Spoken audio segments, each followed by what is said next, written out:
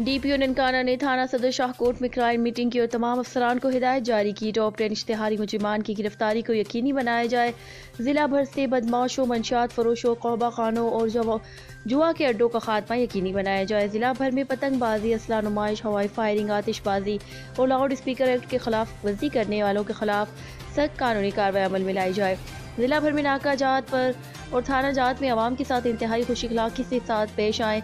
अवाम उन्नास की जान और माल की हिफाजत हमारी जिम्मेदारी है। मीटिंग में DSP सर्कल सांगला शबीर अहमद आवान, SHO बशारत गुज्जर इंचार्ज CIA और दीगर पुलिस अफसरान भी मौजूद थे।